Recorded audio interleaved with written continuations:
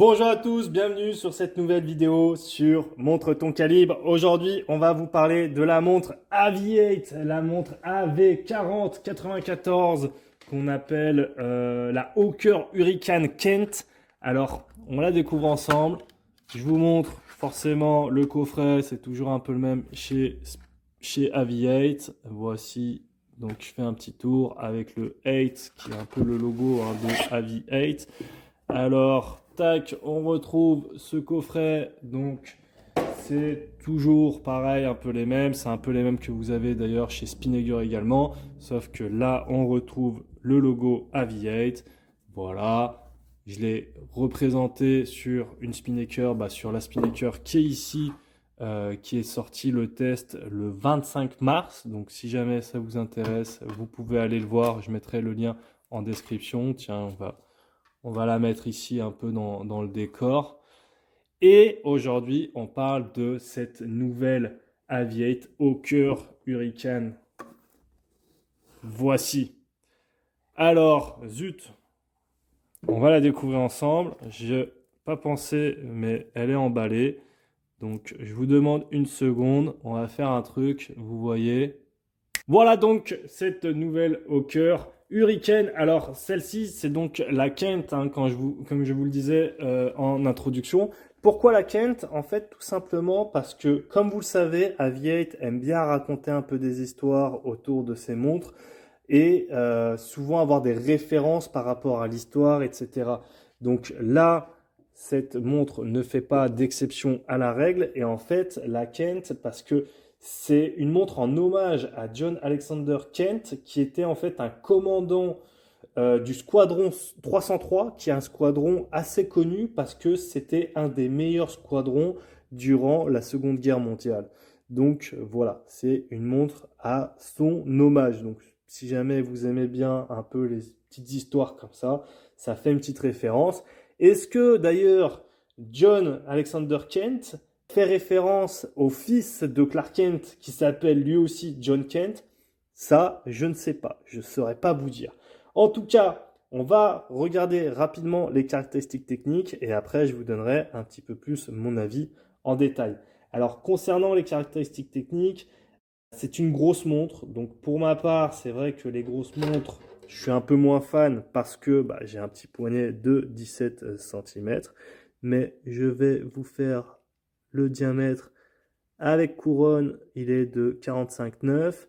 Sans couronne, il est de 42,9. Donc normalement, il est de 43. Je perds peut-être voilà, 43.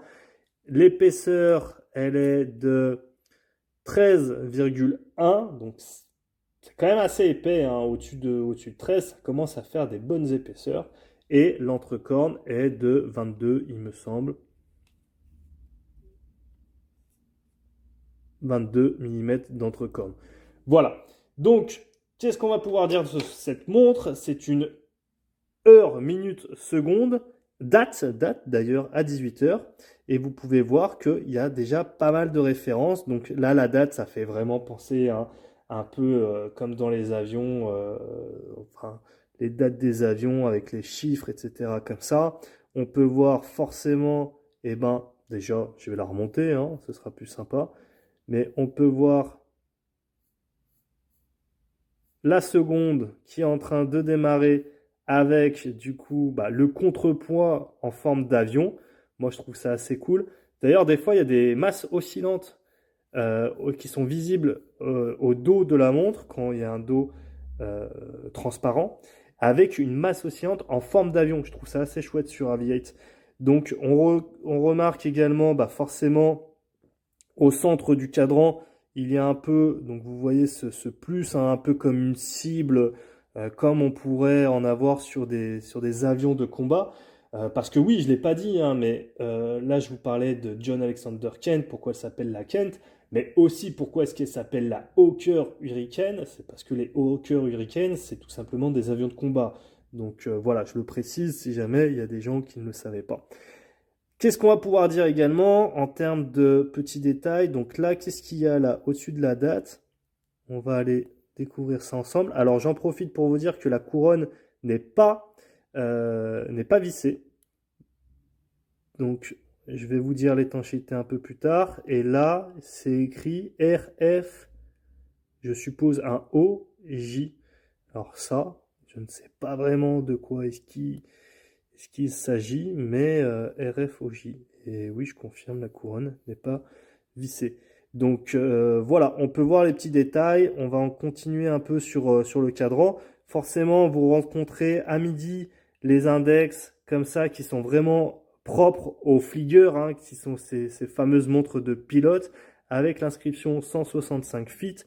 Sur l'Oreo, vous pouvez voir 24, 13, 14, 18. Donc, à quoi est-ce que ça peut correspondre ça? Ça correspond aux heures de l'après-midi, 13, 14, 15, 16 jusqu'à 24, je suppose.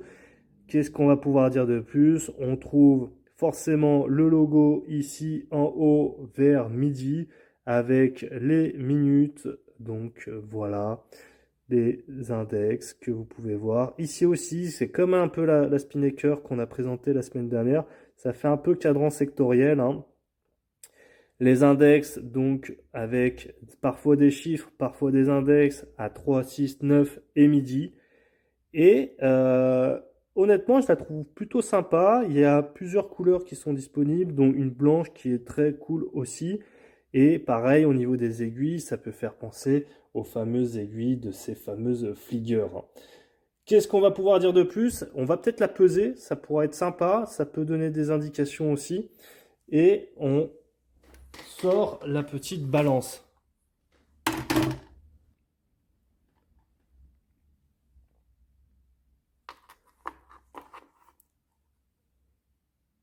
« 85 grammes, donc elle est relativement légère, surtout pour une montre de 43 mm. Bon, 84, 85, hein, mais grosso modo par là. Qu'est-ce qu'on va pouvoir dire de plus? On va pouvoir parler peut-être du fond de boîte, on n'en a pas encore parlé. On va aussi parler du mouvement, hein, je pense que c'est assez important. Donc sur le fond de boîte, vous pouvez retrouver, est-ce que vous voyez bien, est-ce que il y a la mise au point, je ne suis pas sûr. C'est en tout cas un fond de boîte vissé. Étanchéité de 5 atmosphères, je ne sais plus si je l'ai dit. C'est pour ça, entre autres, que la couronne n'est pas vissée, hein. Et sur le fond de boîte, ça, c'est en fait le logo du Squadron 303. Donc voilà. Qu'est-ce que je vais pouvoir dire de plus? C'est le fond de boîte. 40-94, mouvement, forcément le mouvement, on n'en a pas parlé, c'est du Miyota 82-15, donc c'est un calibre ok, c'est des calibres assez bon marché, mais qui tiennent bien la route, surtout en automatique, pas vraiment de soucis là-dessus. Au niveau du prix, alors cette montre, elle est vendue entre 275 et 295 euros, si je dis pas de bêtises, elle reste en dessous des 300 euros. Et si vous passez par notre lien en description, c'est un lien d'affiliation, vous avez également moins 15%, il me semble, avec le code promo TOL15. Voilà, je vous le mets en description. Il faut aussi passer par le lien, il me semble, pour que ça fonctionne. Niveau du bracelet, donc, alors, on va mettre la montre au porté, hein, forcément, ça va pouvoir vous donner une idée. Donc, moi, je rappelle que j'ai un poignet de 17 cm, donc forcément, la montre paraît peut-être un peu grosse sur mon poignet, mais ça vous donne une idée. Et on va aussi, je pense, parler de l'hume. Mais c'est vrai elle est très sympa. Elle existe, la blanche, moi je la trouve très chouette, hein. Je vous invite à aller voir les différentes couleurs. Mais celle-ci est cool aussi, avec le rappel de orange, etc. Et plus je la visionne avec ses détails, et plus je la trouve chouette. D'ailleurs, la petite couronne logotée, on n'en a pas parlé, qui est ici. Ça a du mal à faire la mise au point. Voici, donc petite logone courotée. Petite logone courotée, mais n'importe quoi. Petite couronne logotée. Et le cuir, alors le cuir, ça c'est un truc, je sais pas si la vidéo sera sortie ou pas, mais j'en parle dans une vidéo sur la chaîne principale. C'est ce qu'ils appellent du cuir véritable. Alors en soi, c'est du cuir qui est relativement ok, mais quand vous dites cuir véritable, c'est pas non plus du cuir de malade, hein. Ça, c'est des cuirs en général qui font le taf, mais qui, au bout de, alors suivant l'utilisation que vous faites avec la montre, mais en général, au bout de parfois un an, si vous avez l'habitude, par exemple, de prendre un peu l'eau, etc., parfois plus, suivant la fréquence, mais qui peuvent s'user avec le temps. Donc bon, un bracelet cuir, hein, c'est pas ce qui est le plus contraignant à changer, et ça coûte pas non plus trop cher, mais je le précise, c'est toujours bien de le préciser, et je disais, j'en parle dans une vidéo, je sais pas si elle sera sortie à ce moment-là ou pas, mais j'en parle sur une vidéo sur la chaîne principale. En tout cas, là, on peut voir sur la boucle qu'on a le petit logo Aviate qui est plutôt bien fait. Je le trouve assez agréable à regarder. Des fois, il y a des petits logos sur des boucles qui sont plus ou moins jolis. Celui-ci est assez joli, donc vous voyez que là, la boucle est quand même bien découpée par rapport au petit clip.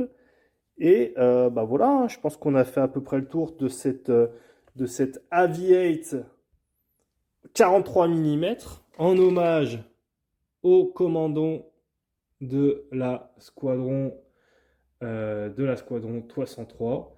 Et voilà. Si, il me reste quand même une chose à faire, c'est bien sûr de vous montrer la lume. C'est ce qu'on va découvrir ensemble. En général, ils ont quand même des lumes assez chouettes. Donc, on va voir.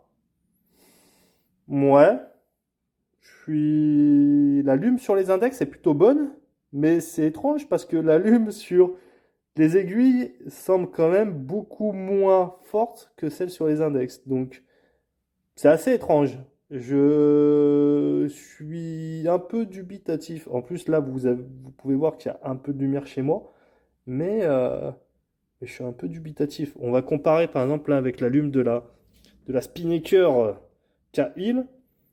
Bon, après la Spinnaker K-Hill, je vous invite à voir notre test, mais c'est limite une montre de plongée, hein, donc il y a la lume en conséquence, mais on voit qu'elle est quand même plus forte. Bon.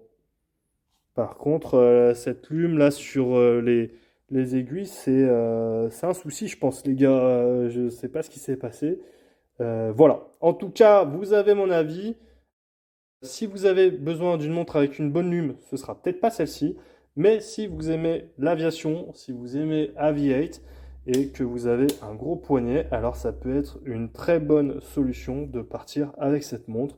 Je rappelle que le lien est en description si jamais vous voulez l'acheter.